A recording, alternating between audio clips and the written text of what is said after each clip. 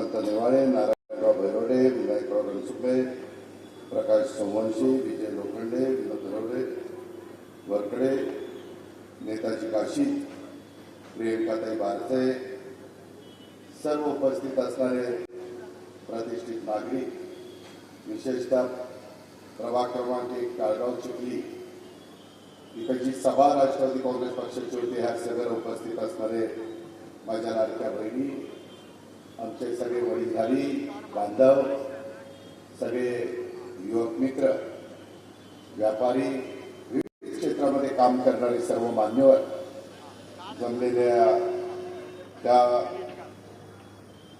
उद्याच्या 5 वर्षाच्या करता पिंपरी चिंचवड महानगरपालिकेमध्ये प्रभाग क्रमांक 1 मध्ये जे 4 लोक निवडून जाणार आहेत त्याच्यामध्ये आम्ही दिलेले घड्याळाचं चिन्ह देऊन उभे केलेले श्री विकास नामदेव साने, सौभाग्यवती काशी साधना नेताजी, सौभाग्यवती संगीता नानी प्रभाकर तामाणे, कुमार साने यश दत्ताकाका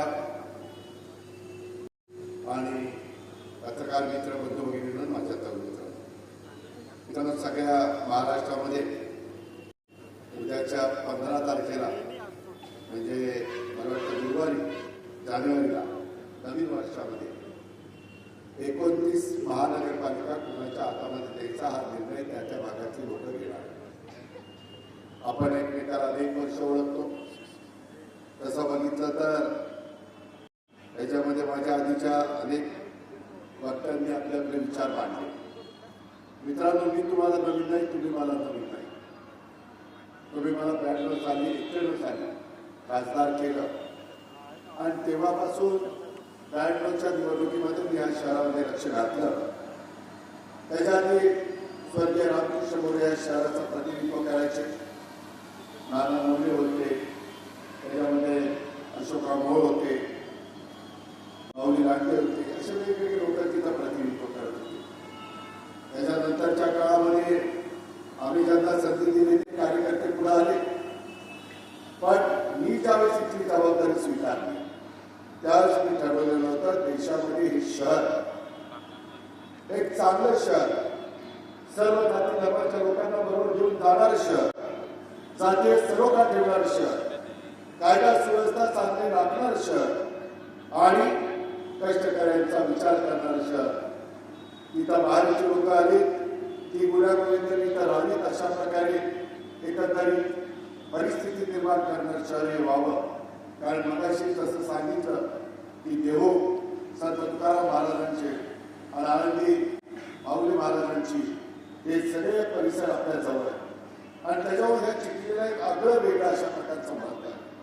मित्रांनो, एकंदरीतच काम करत असताना काळाच्या नियतीच्या पुढे तुमचा मुद्दा काही कुणाचा चालत नाही.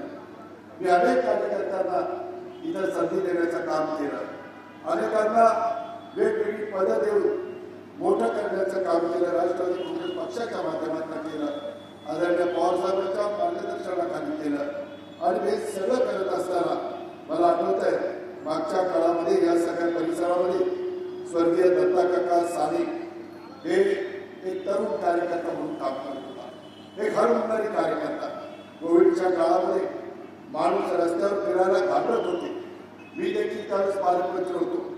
मी सतत मुंबईमध्ये बसायचो, पुण्यामध्ये यायचो, आठवड्याला पुणे पिंपरी चिंचवड जिल्ह्याचा सगळा आढावा घ्यायचो. कुठं काय केलं पाहिजे, व्हॅक्सिन कुठं दिलं पाहिजे, ऑक्सिजन आपला ऑक्सिजन कुठं पाठवला पाहिजे, जे काही समाजाला भलं पाहिजे किंवा ॲम्ब्युलन्स असतील, व्हेंटिलेटर्स असतील, त्याच्यामध्ये सगळं देण्याचा प्रयत्न, जम्बो हॉस्पिटल असतील, हे सगळं आपण करत होतो. आपलं ॲटो क्लस्टर तिथं देखील आम्ही बेड टाकले आणि हॉस्पिटल त्या ठिकाणी लोकांची सोय केली. मित्रांनो, तेव्हा साधे कुटुंब आपल्या परिसरातलं जनतेच्या सेवेकरता रस्त्यावर उतरलेलं होतं. त्यावेळेस दत्ताकाका साने त्यांनी स्वतःच्या जीवाची देखील पर्वा केली नाही.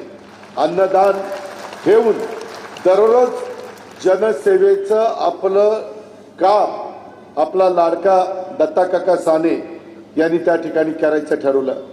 त्याला भीती निश्चितपणे होती, कारण करोना कधी कुणाला होईल सांगता येत नव्हतं. अनेकांची जीवाभावाची माणसं त्या काळामध्ये जगामध्ये असा आजार कोणी बघितलेला नव्हता. अक्षरशः अनेक लोक आपल्याला सोडून गेले. त्याच्यात आपला जीवाभावाचा दत्ता काका साने आपल्याला सोडून गेला. दत्ता काका सानेचं मी बघितलं संघर्ष, लढवय्या कार्यकर्ता, सेवा आणि सामान्य माणसाचा तो आवाज होता. हीच खरी ह्या दत्ता काकाची ओळख. आता आपल्याला सगळ्यांना उद्याच्या गुरुवारी 15 जानेवारीला हे जे काही पॅनल आम्ही उभं केलेलं आहे घड्याळाचं चिन्ह देऊन, त्यामध्ये हीच ओळख मी नंतरच्या काळामध्ये यशला युवकांचं नेतृत्व दिलं. अतिशय चांगल्या पद्धतीनं मुलाचे पाय पाळण्यात दिसतात तशा पद्धतीनं दत्ता काकाच्या पोटी जन्माला आलेला यश त्यानेही तसंच काम चालू केलेलं आहे. त्याच्याही रूपामध्ये माझ्यासारखा कार्यकर्ता एक लढवय्य परंपरा तो पुढे घेऊन चाललेला आहे. तरुण आहे, उमदा आहे. तुम्ही सगळ्यांनी त्याला आशीर्वाद दिला पाहिजे. तुमचा पवित्र अशा प्रकारचं बहुमोल मत दिलं पाहिजे. आम्ही वेगवेगळ्या वयोगटातल्या सहकाऱ्यांना संधी दिली. इथं बघितलं तर आमच्या संगीता नानी या अनुभवी आहेत. एवढी मोठी महानगरपालिका चालवत असताना काही अनुभवी लोक असावी लागतात. त्यांना मागचा अनुभव आहे. एकदम तरुण. शेवटी ही तरुण पिढी देखील शिकली पाहिजे. तुम्ही मला तरुणपणी खासदार केलं म्हणून मी आजपर्यंत इथपर्यंत पोहोचलो. त्याच्यातून मी या शहराचा सर्वांगीण विकास केला. त्याच्यातून मला आठवत आहे योगेश बल महापौर असताना या शहराला देशातली बेस्ट सिटी म्हणून पारितोषिक मिळालेलं होतं. डॉक्टर मनमोहन सिंग यांनी दिलेलं होतं. आम्ही जीवाचं रान करत होतो. आम्ही प्रत्येक बाबतीमध्ये बारकाईने लक्ष देत होतो. आज काय दिसतंय? सगळी रिंग चाललेली आहे. टेंडर वारेमाप तशा पद्धतीने होत आहेत. मध्ये तर मला कुणी सांगितलं जॅक्युएलचं टेंडर 30% जादे आहे. कुणाच्या घरी पैसा जातो? काय चाललंय? अरे जनतेचा पैसा आहे, कुणाच्या बापाच्या घरचा पैसा नाहीये. ही गोष्ट आपण समजून घेतली पाहिजे. मी 25 वर्ष तुमचं प्रतिनिधित्व केलं. त्यावेळेस या शहराला पाणी कमी पडू नये. पवनेचं पाणी, बामास्केटचं पाणी, आंध्र प्रकल्पाचं पाणी, हे का पाणी पुढे आलं नाही? आम्ही कधी मागे वळून बघितलं नाही. फ्लायओव्हर कर, डबल फ्लायओव्हर कर, रस्ते रुंद कर, मेट्रो त्या ठिकाणी सुरू कर, मेट्रोच्या करता मान्यता दे, उद्यानं कर, क्रीडांगण कर. वेगवेगळ्या प्रकारच्या समस्या ज्या येतात दैनंदिन जीवनामध्ये त्या सोडवण्याच्या करता त्या माणसांना मदत कर. अशाच पद्धतीनं आम्ही सगळी कामं करत होतो. मला आता माझ्या आधी पुढे बोललं, मी काही वाचत होतो. उदळवाडीमध्ये टिपी केलेला होता. जमिनी बळकवण्याचा प्रयत्न कुणी केला. गावकऱ्यांनी रस्त्यावर येत विरोध केला, परंतु त्याला तो स्थगित करावा लागला. नवीन डीपी हा आपल्याला डेव्हलपमेंट प्लॅन, त्याला शॉर्ट फॉर्म मध्ये डीपी म्हणतात. कुदळवाडीला विकास आराखड्यात 150 एकरावर कन्व्हेन्शन सेंटर आरक्षण टाकलं. संतपीठ 45 कोटीचं बांधलं. त्याच्यामध्ये काय ठरलेलं होतं? मला दत्ता काका म्हणायचं की दादा आमच्याकडे ते करा. प्रवचनकार निर्माण झाले पाहिजे, कीर्तनकार निर्माण झाले पाहिजेत. महाराष्ट्राला त्यांची गरज आहे. वारकरी संप्रदायाचा महाराष्ट्र आहे, साधू संतांचा महाराष्ट्र आहे. तो विचार पुढच्या पिढीपर्यंत त्या ठिकाणी पोहोचला पाहिजे अशा पद्धतीची त्याची मागणी होती. माझ्याकडे तर तो ठराव आहे. ज्यावेळेस हे सगळेजण सभागृहामध्ये होते त्यावेळेस त्यांनी त्या सगळ्याचा ठराव केलेला होता आणि तो ठराव मंजूर केला.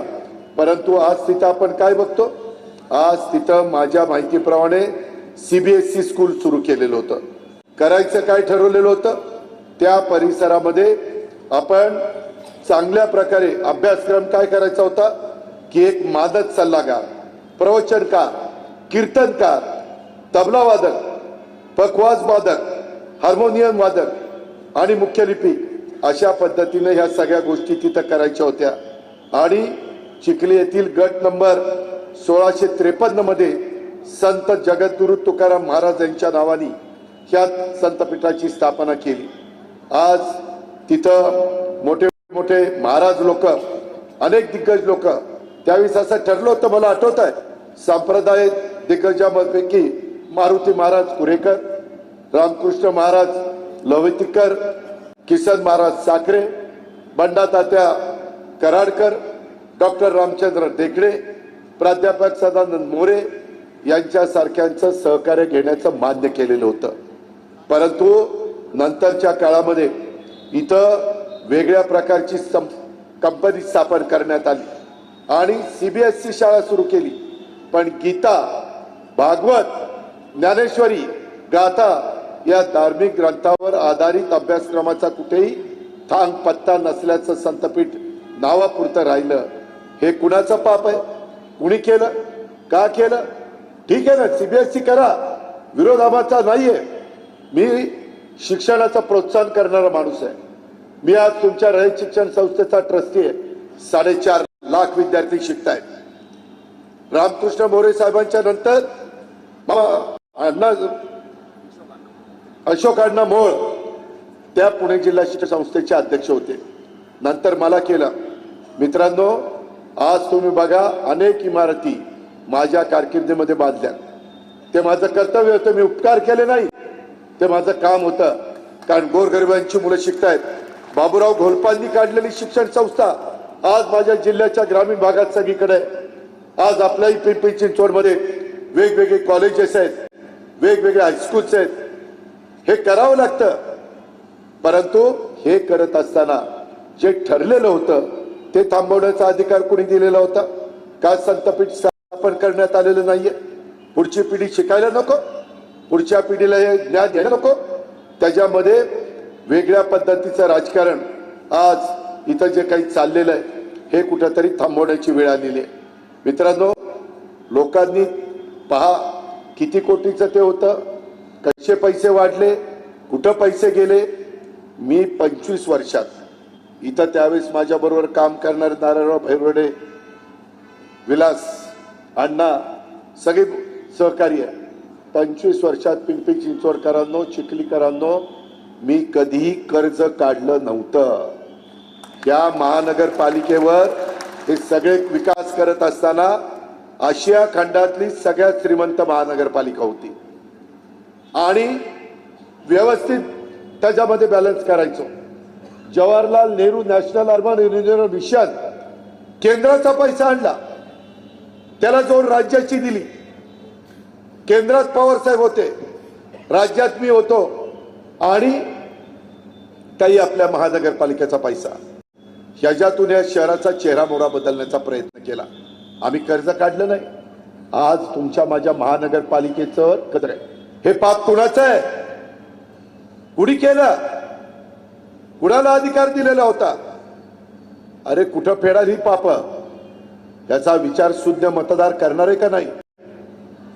याबद्दल मला माझ्या लाडक्या बहिणींना विचारायचंय. आज कायदा सुव्यवस्थेची परिस्थिती काय? कशा पद्धतीचं राजकारण चाललंय? हे कुणी आवरायचंय? मित्रांनो, आज टँकरने पाणी दिलं जातं. टँकर माफिया, जसं वाळू माफिया, लँड माफिया, ते स्क्रॅप माफिया, तशा पद्धतीनं टँकर माफिया मुठभर लोकांचा दुकानदारी चालण्याच्या करता सोसायट्यामध्ये तुम्ही पाणी देत नाही. अरे एवढी मोठी महानगरपालिका आणि त्या महानगरपालिकेमध्ये अशा पद्धतीनं लोकांशी तुम्ही वागता. आणि जे साधू संतांनी विचार मांडले ते पुढच्या पिढीला शिकवण्याच्या करता हे संतपीठ काढण्याचा निर्णय अनेकांनी घेतलेला होता. त्याच्यामध्ये दत्ता काकांनी फार महत्वाची भूमिका बजावली. मी आपल्या सगळ्यांच्या साक्षीनं माझ्या दत्ता काकाला भावपूर्ण श्रद्धांजली अर्पण करतो. काळाच्या नियतीच्या पुढे तुमचं माझं काही चालत नाही. चांगली चांगली माणसं आपल्यातनं निघून जातात, परंतु त्यांचं अधुरं राहिलेलं स्वप्न पूर्ण करण्याच्या करता माझी आपल्याला सगळ्यांना विनंती आहे की त्याकरता विकास सानेच्या घड्याळाच्या चित्रावर तुम्ही बटन दाबा. त्याकरता यश सानेच्या घड्याळाच्या चित्रावर तुम्ही बटन दाबा. त्याकरता संगीता नानीच्या घड्याळाच्या चित्रावर तुम्ही बटन दाबा. आमच्या साधना काशीत यांच्या घड्याळाच्या चित्रावर तुम्ही बटन दाबा. हे तुमच्या चिखलीच्या परिसराचं प्रतिनिधित्व सभागृहामध्ये अतिशय उत्तम करतील. मी त्यांच्या पाठीशी उभं राहील. मी केंद्राचा पैसा आणीन, मी राज्याचा पैसा आणीन, मी या महानगरपालिकेला कर्जातनं बाहेर काढीन हा शब्द मी चिखलीच्या परिसरामध्ये येऊन देतो. मित्रांनो, मी शब्दाचा पक्का आहे. मी कडक असेल, पण मी कधी खोटं बोलत नाही, मी कधी फसवत नाही. आज अनेकांना वेगवेगळ्या पद्धतीनं पद देण्याचं काम, अनेकांना आमदार करण्याचं काम, मंत्री करण्याचं काम, खासदार करण्याचं काम आम्ही केलं. ते आमचं कर्तव्य होतं. आम्हाला पण वडीलधाऱ्यांनी संधी दिली. कुणीतरी कुणाला तरी संधी द्यायची असते. त्या पद्धतीनं तुमच्या प्रभागामध्ये ह्या 4 सहकाऱ्यांना तुम्ही संधी देण्याचं काम करा. मित्रांनो, एकंदरीत दबावाचं राजकारण चाललेलं आहे. काही काही लोकांना, मी 25 वर्ष करत असताना माझ्याकडे सत्ता होती, केंद्राची होती, पवार साहेब तिथं होते, राज्यात मी होतो, बाकीचे माझे आमदार होते, खासदार होते, पण आम्ही कधी सत्तेचा माज येऊन दिला नाही, सत्तेची मस्ती येऊन दिली नाही. आम्ही जमिनीवर पाय ठेवून चालत होतो. आम्ही इथलं जे काही झोपडपट्टी आहे, त्या झोपडपट्टीमध्ये राहणाऱ्या लोकांना पण चांगल्या प्रकारची घरं कशी देता येईल हा प्रयत्न आम्ही केला. तशा प्रकारच्या इमारती बांधल्या, रस्ते रुंद केले, फ्लायओव्हर केले, डबल फ्लायओव्हर केले, उद्यानं केली, काही क्रीडांगणं केली. त्याच्यामध्ये अजून प्रश्न सोडवायचे. आज काय चाललेलं, रस्त्याची काय अवस्था आहे? 17 ते 22 त्या 5 वर्षाच्या काळामध्ये तुम्ही ज्यांच्या हातामध्ये सूत्र दिली, काय कारभार केला सांगावं ना. मी माझ्या 25 वर्षाची कारकीर्द तुमच्या समोर ठेवतो, त्यांनी त्यांची 5 वर्षाची ठेवावी. आणि त्याच्यामध्ये नंतरची 4 वर्ष देखील काही कारभार रिंग करायचं काम चाललंय. कचऱ्याची विल्हेवाट कुठं लावताय, कुठं कचरा जातो, ह्याही गोष्टीचा उल्लेख, विचार तुम्ही सगळ्यांनी या निमित्तानं केला पाहिजे. मित्रांनो, महानगरपालिकेच्या 8 प्रभाग कार्यालयामध्ये रस्ते स्वच्छतेसाठी कोट्यवधी रुपयाच्या निविदा काढल्या. प्रत्यक्षात मात्र रस्त्यावर धूळ, कचरा, गाडीचं साम्राज्य. मग प्रश्न पडतो, हे ठेकेदाराचं खरंच काम करतात का? त्यांचं आत्मपरीक्षण इथली जनतेने केलं पाहिजे. मित्रांनो, मी सगळ्यांना बरोबर घेऊन जात होतो. मधल्या 5 वर्षाच्या काळात काय केलं? ती निगडी ते दापोडी तो रस्ता आहे ना, रस्त्याच्या पलीकडे तू बघ, रस्त्याच्या अलीकडे मी बघतो. सगळं ह्यांनीच वाटून घ्यायचं. वाट लावली, वाट. ह्यांची पूर्वीची परिस्थिती काय होती आणि आज एवढा पैसा कुठनं आला? प्रॉपर्ट्या कशा वाढल्या? बाकीचे लोक कष्ट करत नाहीत का? या गोष्टीचा विचार तुम्ही केला पाहिजे. तुमच्या जवळ हे सगळं बघायला. त्याच्यामध्ये चिखलीमध्ये माझ्या माहितीप्रमाणे 20 एकर गायरान जमिनीवर जलशुद्धीकरण केंद्र उभारलं. आपण एकदा बघायला गेलो होतो. त्याच्यामध्ये भामा आसखेडचं पाणी आपण आणलं. पण चिखली परिसरामध्ये आज पुरेसं पाणी मिळतंय का? यासाठी विकास साने यांनी हंडा मोर्चा काढलेला होता. त्याच्यामध्ये मडका आंदोलन केलेलं होतं. प्रशासनाला वेळोवेळी जाग करण्याचं काम केलेलं होतं. परंतु कुठल्याही पद्धतीनं ते झालं नाही. त्याच्यामध्ये वेगवेगळ्या पद्धतीनं कोट्यवधी लोकांची दुकानं त्या ठिकाणी पाडली. अधिकारी म्हणतात आता आम्ही टँकरनी पाणी देऊ. अशा पद्धतीनं अधिकाऱ्यांना पण जनाची नाही मनाची लाज वाटायला पाहिजे की आम्ही धरणांचं पाणी इथं देतोय आणि लोकांना मात्र प्यायला पाणी मिळत नाही. काही निविदा न काढता कोट्यवधी रुपयाच्या कामांना अलीकडे मंजुरी दिली जाते. कुणाचा कुणावर अंकुश राहिलेला नाही. कुणी तिथं कारभारी नाही, कुणी जबाबदार नाही. हम करे सो कायदा. राज्यातील नेतृत्वानी काहींना गायरान जागिरी दिली, ती लुटून खाल्ली जाते. प्रशासनावर कुठेही अंकुश राहिलेला नाही. भोंगळ कारभारातून पारदर्शक कारभारचा अभाव हा माझ्या सामान्य पिंपरी चिंचवडकरांना उघड्या डोळ्यांनी पाहावा लागतोय. परंतु आता घटनेचे शिल्पकार डॉक्टर बाबासाहेब आंबेडकरांनी जे संविधान आणि मताचा अधिकार दिलाय, त्या उद्याच्या 15 जानेवारीला ह्याच्यात बदल करण्याचं सामर्थ्य तुमच्या पवित्र मतामध्ये आहे. आणि त्याच्यामुळं मी आपल्याला सगळ्यांना सांगायला आलोय की बाबांनो, भावनिक मुद्दा काढू नका. भावनेनं निवडणूक होत नाही. निवडणूक ही विकासाच्या मुद्द्यावर होत असते. आज आम्ही लोकांनी करून दाखवलंय तशा पद्धतीनं यांनी भ्रष्टाचाराला खतपाणी घालण्याचं काम केलंय.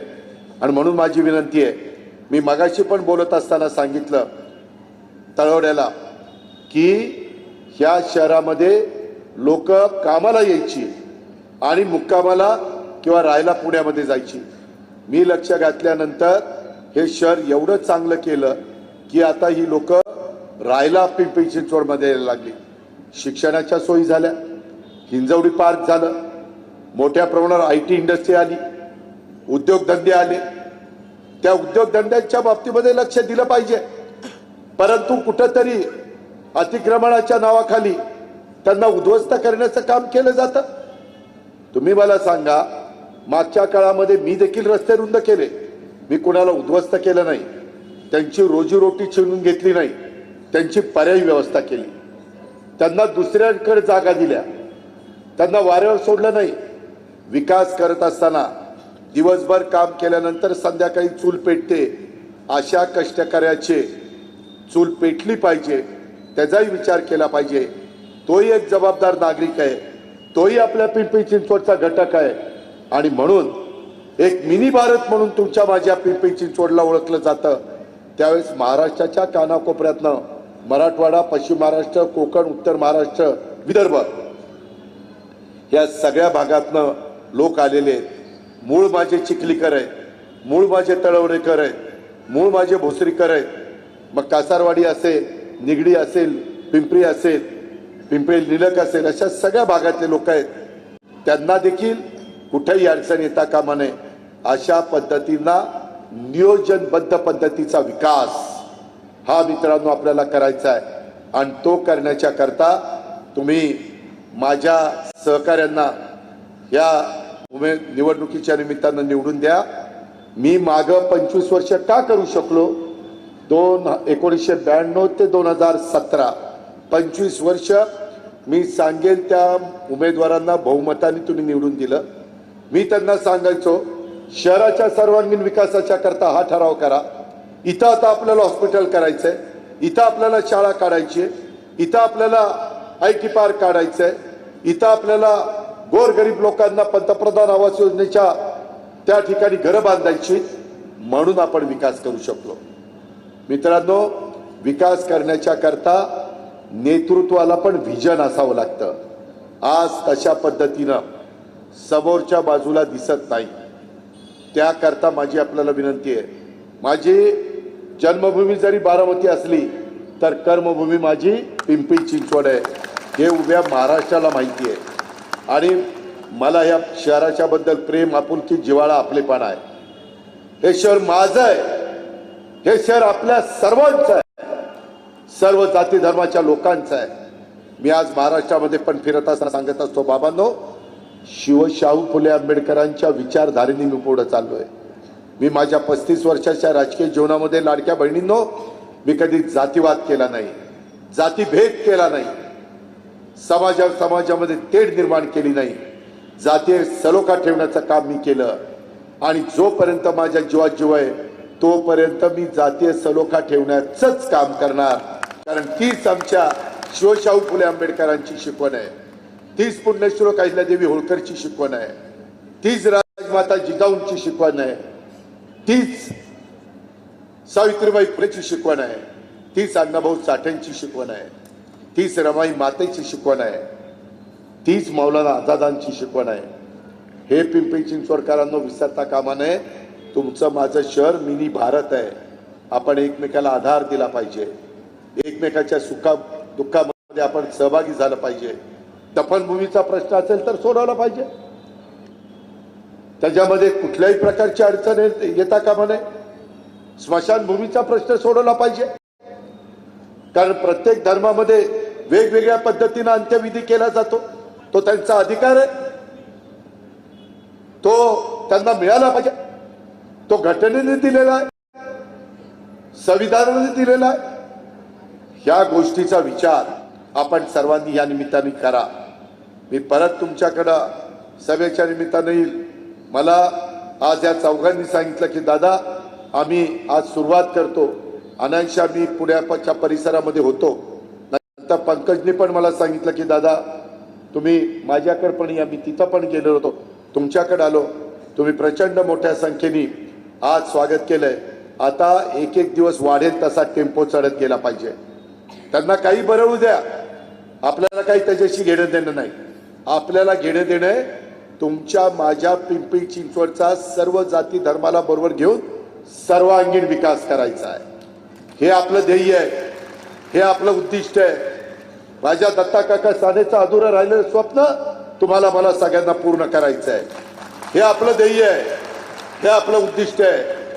त्याकरता तुम्ही एकटं समजू नका. मी तुमच्या पाठीशी आहे आणि मी कामाचा माणूस आहे. मी बिनकामाचा माणूस नाही. मी सकाळी 6ला साईटवर जातो आणि कामं करायला सुरुवात करतो. त्यावेळेस तर कितीतरी जोडं झोपलेले असतात, आळशी लोक, पण आपण काम करत असतो आणि मला आवड आहे. मला त्याच्यातनं समाधान मिळतं आणि त्याकरता तुम्ही ही कामं आता मध्ये जे आपल्याला ब्रेक बसलेला आहे, आपण बॅकफुटवर गेलो, आपलं नुकसान झालं. आपलं 2017 ते 2025 26 आता 9 वर्ष आपल्याला वाया गेली. आणि काय झालं तर 9 वर्षात तुम्हाला मला ह्या माझ्या महानगरपालिकेला आशिया खंडातली श्रीमंत आता कर्जबाजारी केली. असले तर हे शहाणे आहेत, याचा विचार करा. ह्या पद्धतीनं त्यांनी स्वतःची घरदारं भरली, परंतु आपलं वाटोळ करून टाकलंय. ते आता पुन्हा सावरण्याची सुवर्ण संधी उद्याच्या गुरुवारी 15 जानेवारीला आपल्या सगळ्यांना चालून आलेली आहे. तिथं अनेकांनी, ही चौघांच्या बरोबर अनेकांनी माझ्याकडे तिकिटाची मागणी केलेली होती. जागा 4च होत्या. मी सगळ्यांना समाधानी करू शकत नव्हतो. माझी ज्यांना थांबावं लागलं त्यांनी नाराज होऊ नका. त्यांनी कुठेही आता हे 4 आपणच आहोत असं समजून यांना सगळ्यांना मदत करा, यांचं काम करा, घड्याळाचं काम करा आणि ह्या चौघांना प्रचंड बहुमताने आपण विजयी करा. मी आपल्याला शब्द देतो, उद्याच्या 15 तारखेला तुम्ही तुमचं काम करा. पुढची 5 वर्ष या सर्वांना बरोबर घेऊन तुमची कामं करण्याची जबाबदारी ह्या अजित पवारची राहील, हा मी तुम्हाला शब्द देतो आणि या ठिकाणी थांबतो. जय हिंद, जय महाराष्ट्र, जय राष्ट्रवादी.